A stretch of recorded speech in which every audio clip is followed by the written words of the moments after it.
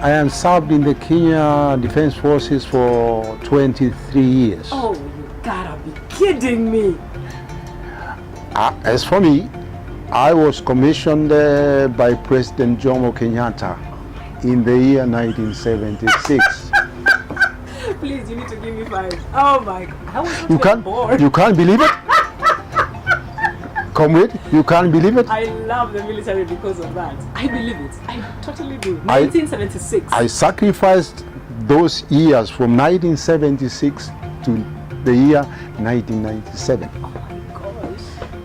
That's amazing. That's when I released. How old were you? 17 or 18 when you... When I joined, when I commissioned, I was 21 years. I was a very young fella. Right. From school. Yeah. I had worked for only 2 years as a civil engineer. Okay.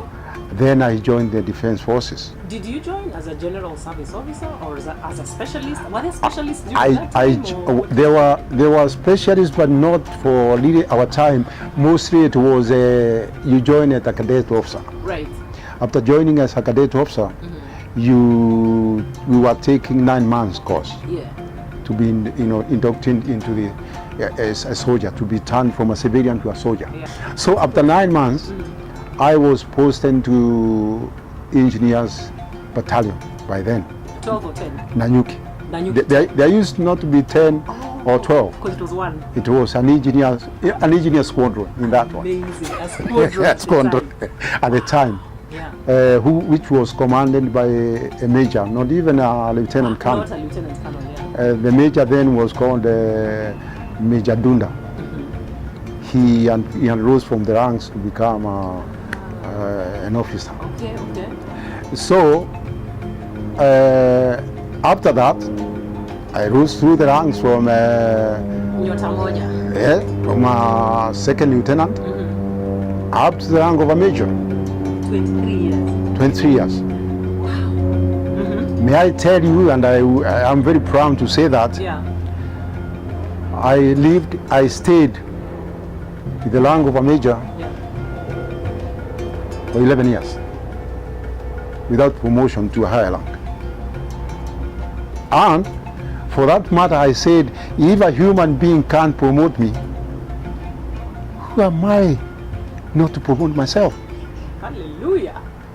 And through that spirit, I forged ahead, and currently, as you see me here, I'm the African Regional Director, Meron Educate Organization. Yes. At my age, after having left the service, I made myself a general. Correct. Yes. I didn't do it for anybody to promote me. I believed in God, and I made myself a general. I think that is so important. I mean, and I think for everybody watching, it's not general in the military sense of view. I think it's general in the sense of I am worth more than how I'm being defined. Okay, when I go back to your question, you asked me when I left here, when I left the service. Yeah. Some people then thought that leaving the service, you are going to the oblivion. Yeah, that is still the case. You are done. That is still the case. And to be honest with you, comrade, me, I've gone through thick and thin. During my service, I have seen second lieutenant come. Yes. They find me as the officer commanding a squadron. Right. They salute me. Yes. After that, I have saluted same officers. How would you feel if it were you? And not that I'm not capable, but it's only because I haven't come from the right tribe to be able to be promoted. Would you imagine you cannot be promoted to a high rank and you are given a presidential commemoration of the Order of the Grand Warrior of Kenya? Why are you being given a commemoration if you are not recognized? Very good question. This is me. This is you. And I'm not bitter at all about that. Good. because I know it's me and I know my capabilities. Sure. And those who are my commanders knew my capabilities. Yeah. But because of the way they think, the way they perceive things, and the way they take you, they will not recognize me. I hear what you're saying. I think I think, to be honest, it's a very heartful thing. I think it's so refreshing to hear that you're not bitter because you understand the context, but also that you took that reality and decided to promote yourself. Very good. I think that's where now you broke away from everybody else. You Yes. didn't sit and wallow and complain and you said, you know what, I can do better. I would have defeated myself. Yeah. And up to today, after that, may I tell you, I'm a very proud person, because even if they hear this, let them hear. Sure. I earn a pension From here? from the Kenya Defense Forces. From the Canadian Forces. Because, you see, because it's mine. What is yours is yours. Nobody can take it from you. Nobody should tunya you. as we say. Yes, nobody should tunya me because I worked for it and I earned it. Sure.